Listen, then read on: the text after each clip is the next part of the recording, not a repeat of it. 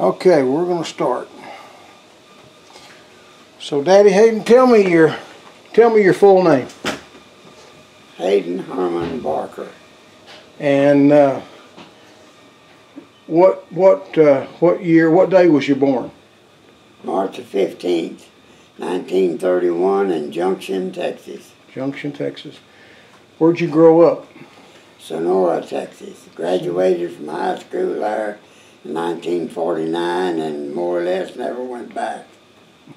So you left Sonora right after you? I left Sonora and went to racing horses with my dad and mother. And then I went to Korea in 1952, came back in 1953 and started back racing horses.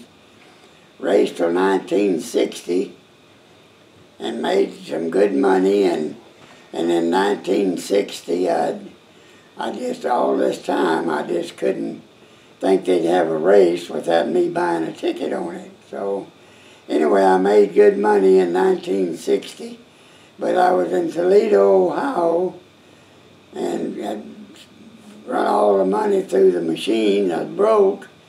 I had to give my old racehorse, of course, Mighty Rip was 11 years old, and I needed to, and there was a farmer there that I bought hay from that really did like racing, and so I gave Mighty Rip to him. He said he'd put him in a pen and he'd never have to go hungry and stay there till he had died. And I had an old pony horse that was just one of the family that I'd had a long time, but I had to sell him for $250 to get home on. And when I got home, that was the last race that I went. I've never bought a ticket on a race or seen a race since 1960. When I quit, I knew I couldn't work and go and do the racing thing. So I hadn't, like I say, I haven't bought a ticket or seen a race. I don't even watch the Kentucky Derby on TV. So you was winning a little money, but you was giving it all back to them? Oh yeah, I made good money. I won some race. I had some horses, and I was ponying horses, getting $2 a head to pony them, making good money, made good money, and I just didn't think they could have a race without me buying a ticket on it.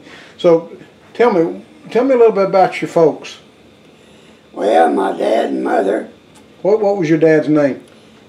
My dad was born in Fort McCavitt, Texas, in 2006. No, 1906? Yeah, mother was born in Junction, Texas, in 2008. 1908. 1908. 1908. Yeah. Yeah, 1908. And so what was their names? William Bill Barker. Mother was Gertrude. I can't even remember what her name was. She didn't like it, and she didn't want anybody to know what it was. My mother died in 1963 of heart problems, and my dad died in 1973, and his kidneys quit working. So they died pretty young. I really did. I missed them. I was the only one in the family. Do you remember your mother's maiden name? Tears. T-H-E-I-R-S. T as in Tom? Tears. Tears. T-H-E-R-I-S. Tears. Tears, okay. They were German, and they were a mixture of German and something. And what about your daddy? Where was he from originally? He was part Indian. My grandpa was raised in, Grandpa Walker was born and raised in a reservation in Oklahoma. And he was half Indian. And of course, and that made my dad quarter Indian. And then of course my mother was just a pure old German that was born and raised down on the Llano River, close to Roosevelt, Texas. Well, so when you guys would, you lived, that were they still living in Sonora when they were racing? Yes, we had raced horses. They had after I quit. They raced a good while longer. I don't remember the year they quit, but yes, they were in Sonora, retired, and my mother had died, of course, and like I say, in 1963. Daddy had remarried a lady that had a ranch there, Margaret Swinning. And of course, he had always wanted a ranch. And he married this lady that had a ranch. And he was just so happy and was really doing good. And then one night he got some kind of a disease that, and my uncle and aunt and his wife said they could hardly hold him in the bed. He was shaking so bad. And then Melody and I went down to see him, and then we went out to the ranch and shot some rabbits and came back, and they were getting ready to bring him to San Angelo to the emergency room. So they put him in an ambulance and brought him up here. Melody and I followed the ambulance, and I took her home, and then I went to the hospital, and not too long after that, his kidneys quit working and he passed away. Mm-hmm. So, and that was in 1973? 1973, yes. So let's go back just a little bit further. I'm kind of interested in a story that you told me the other day about after you sold your horse, $250. Is that when you got into Plymouth and drove across country? Oh no, that was way before that. Oh. See, that ended it. I left there and came back to Luling, Texas. Oh, okay. I married, when I got out of Korea, I met a lady that her folks had horses, Melody Lowe, L-O-W. And I met her, and we married in 1953, and I lived in Luling until 1960.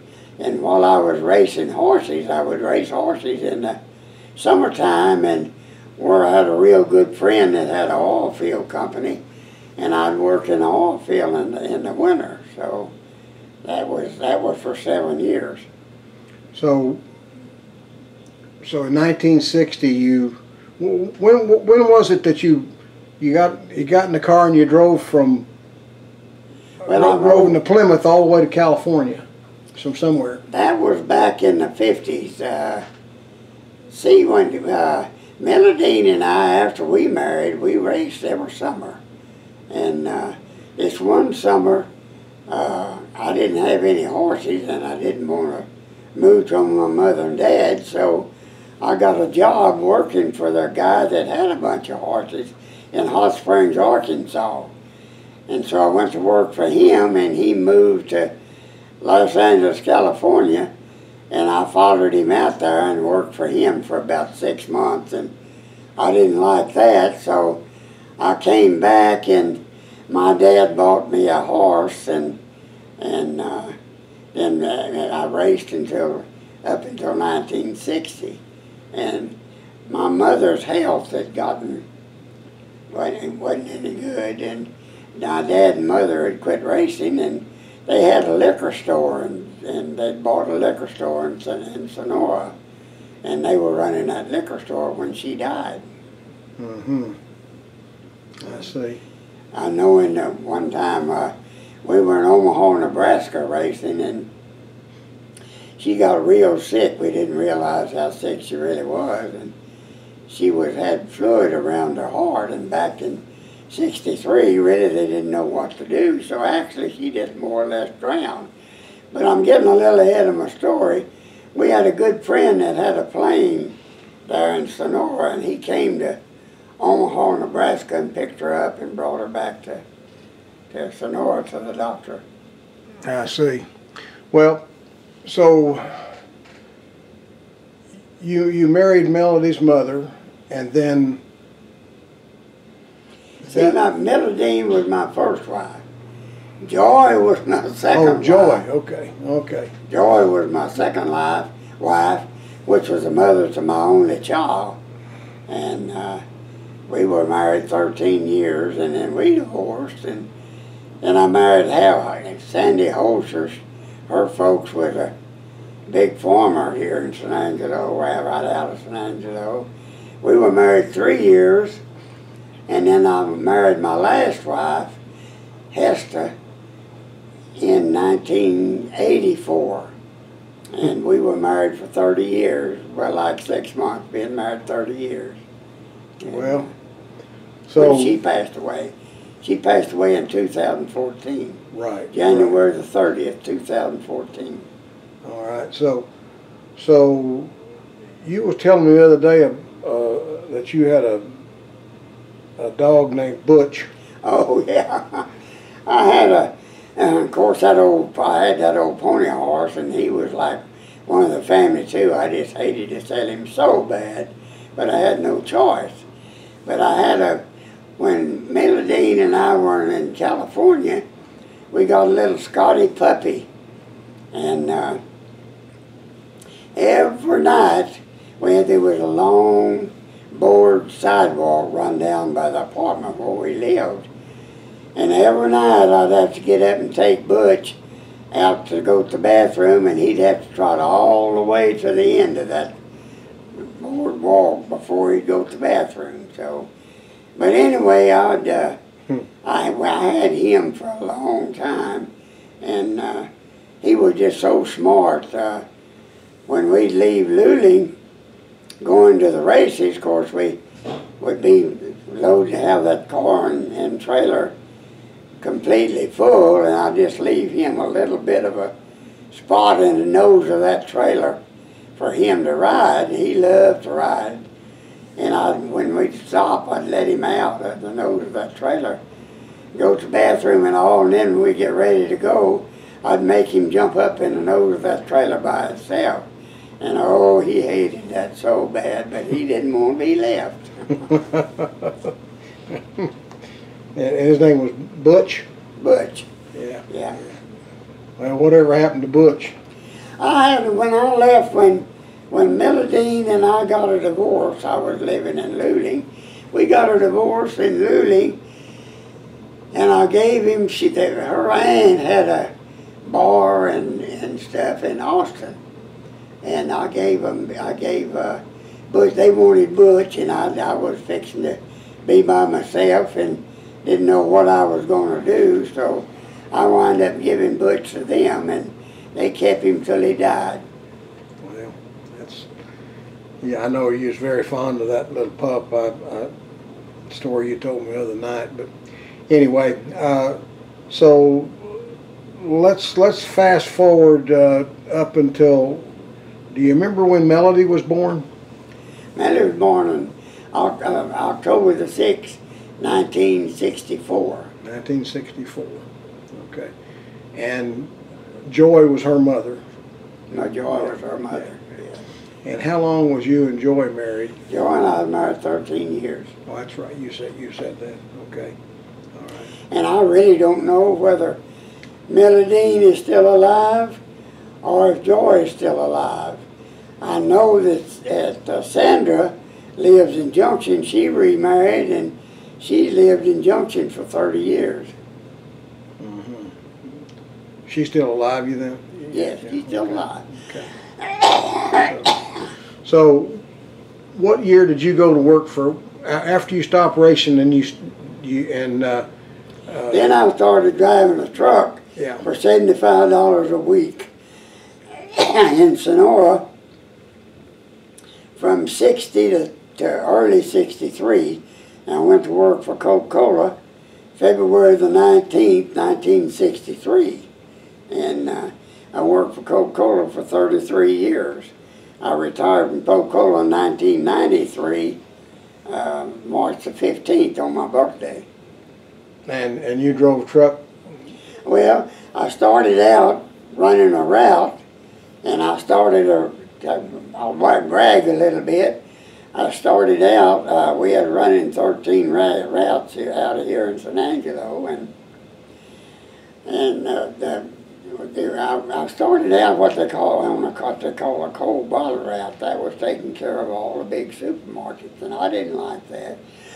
And it was a cold bottle route. Come open, and they offered it to me, and I took it. And at the time, it was the sorriest route we had. It was the south side of San Angelo.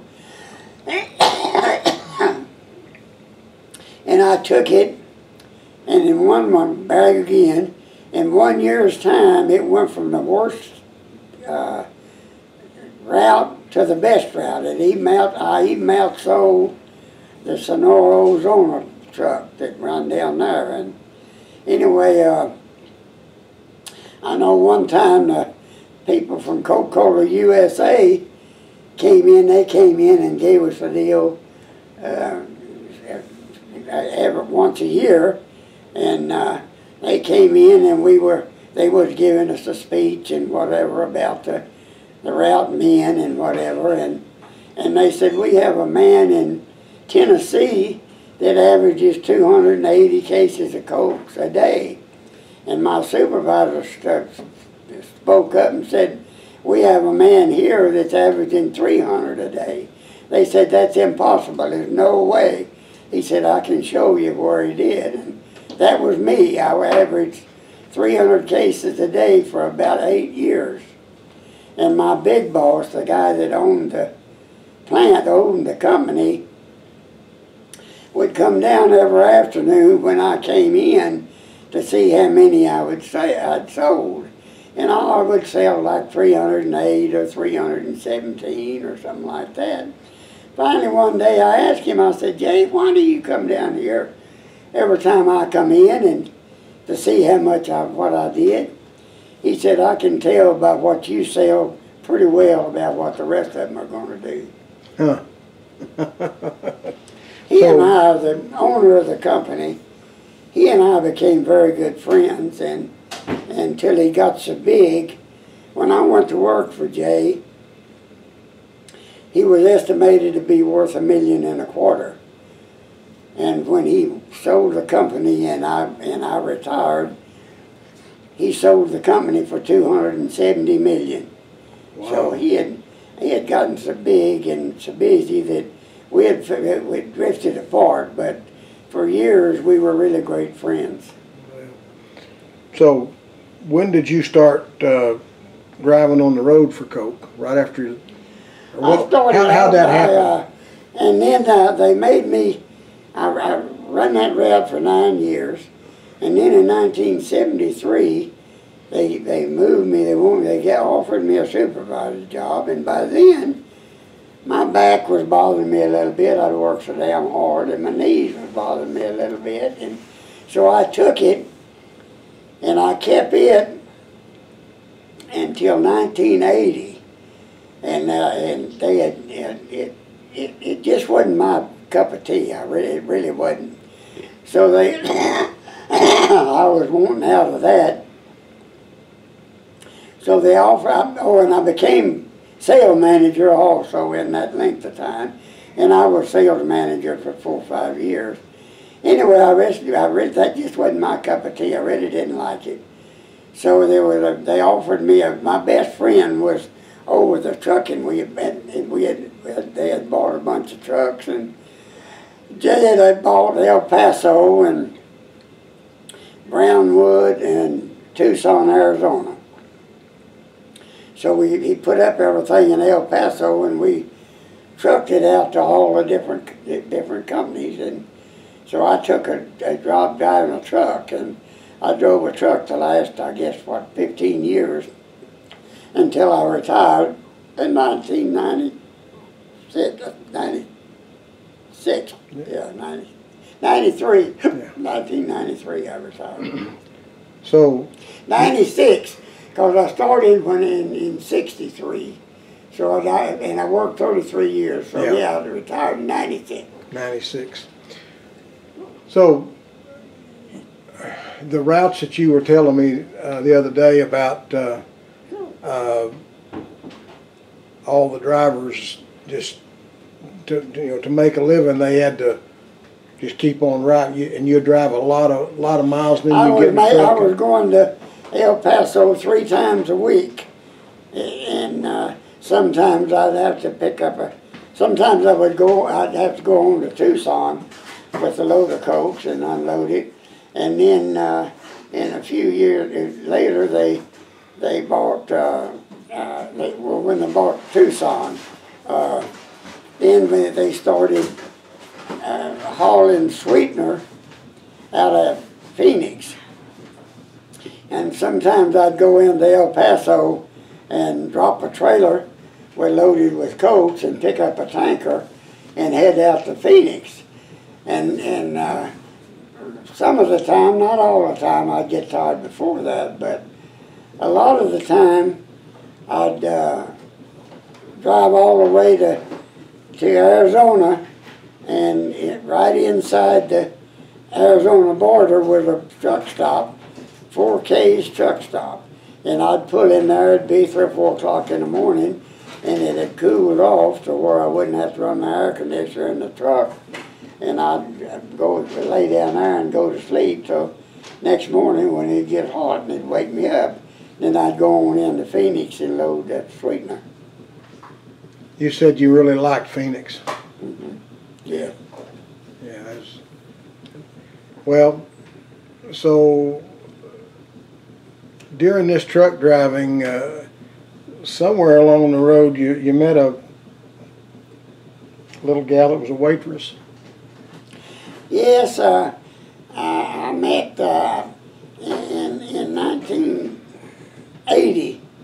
I was driving a truck, and I was, of course, running to El Paso, and there was a truck stop between Midland and Odessa called Warfield.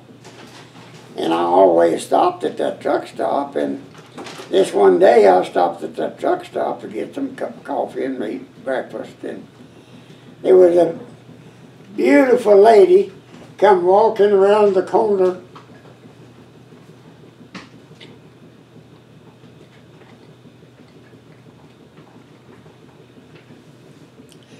Had a pair of white boots and real tight jeans. And I guess I fell in love with her right then. You want to stop for just a minute? Yeah.